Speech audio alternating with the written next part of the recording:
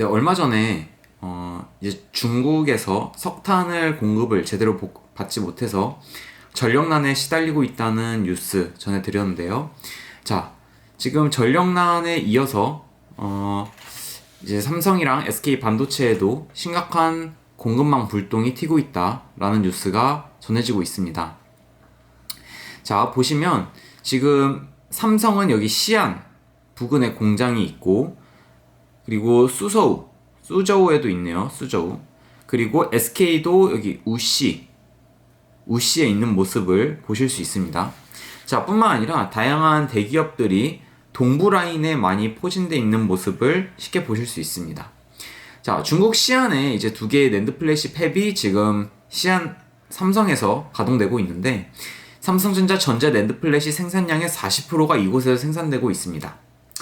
그러니까 중국 전체에 지금 퍼져 있는 전력난에 어쨌든 피해를 볼 수밖에 없는 그런 위치에 있다라는 거고요.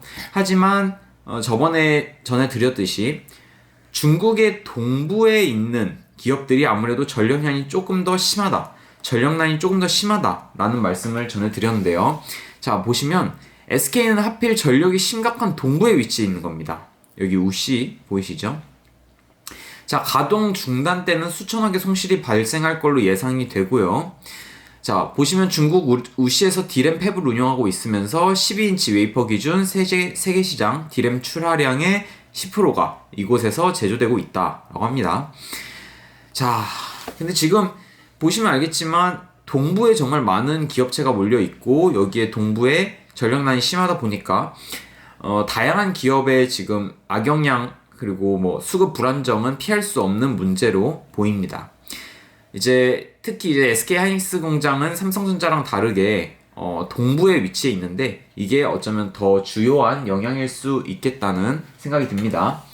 자, 그런데 반도체뿐만 아니라 지금 이제 철강, 기계부품 이 사업들도 다 도미노처럼 가동 중단이 피해가 눈덩이처럼 커지고 있습니다. 아까 보셨다시피 다양한 글로벌 기업들도 모두 다 동부 쪽에 주로 위치해 있거든요. 동부 쪽. 그리고 비단 동부만 아니더라도 지금 중국 전체적으로 이제 수급이 불안정해지고 있습니다. 자, 그러니까 아무래도 중국 동부뿐만 아니라 중국 전 지역에 있는 모든 기업체가 전력 공급이 불안정하다라는 모습을 볼 수 있습니다. 대표적으로 현대조선 인프라코어 같은 경우에도 야간 조업으로 전환을 검토하고 있고요.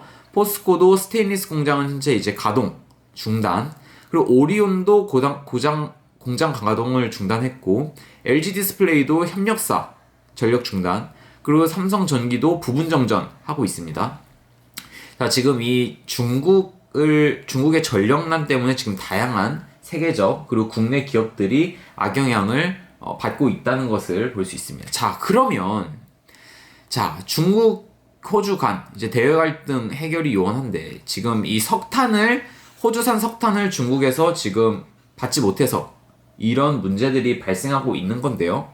자, 그럼 이게 과연 언제쯤 해결될 것인가 라는 것은 다양한 애널리스트들의 초미의 관심입니다.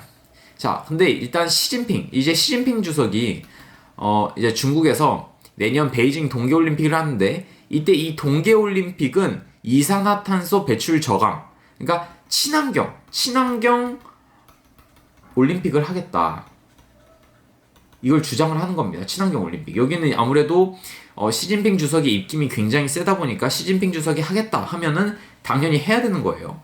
자, 2008년도에 베이징 올림픽을 했는데, 이번에 2022년도에도 동계올림픽, 베이징 올림픽을 실시할 예정입니다.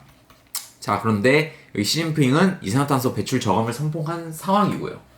자, 뿐만 아니라 지금 최근에 이슈되고 있는 게 그린플레이션이라는 단어가 최근에 많이 이슈되고 있습니다. 이게 뭐냐면 친환경과 인플레이션의 합성어입니다. 자, 친환경과 인플레이션, 그러니까 친환경 선언을 한 이후에 인플레이션 현상이 나타나는 건데, 한번 요약을 해보자면 이런 겁니다. 자, 친환경 선언을 합니다. 친환경 선언하면 당연히 석탄을 떼면 안 되겠죠. 그리고 석탄을 수입을 안 하려고 할 겁니다. 그럼 자연스럽게 국내에 있는 석탄이 부족해짐에 따라서 원자재 가격이 전체적으로 상승하기 시작합니다. 자, 원자재 가격이 상승하기 시작하면 완제품 가격도 당연히 상승하기 시작하고 이것은 다시 전 세계 인플레이션으로 귀결된다는 거죠.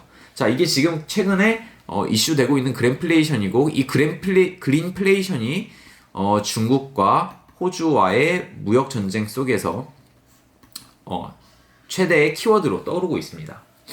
자, 근데 보시면 이 중국에서 어떤 지금 반도체 제조를 하고 있는데 여기 전력 수급이 문제가 된다. 그것도 가장 큰 문제입니다. 그런데 지금 두 번째 문제는 이 중국 전력난에 낸드 공정 원재료 황린 가격이 급등하고 있다는 겁니다.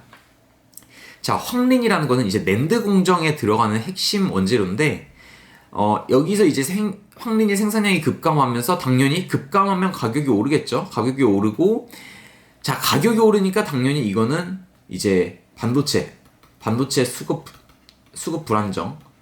불안정으로 이어지는 겁니다.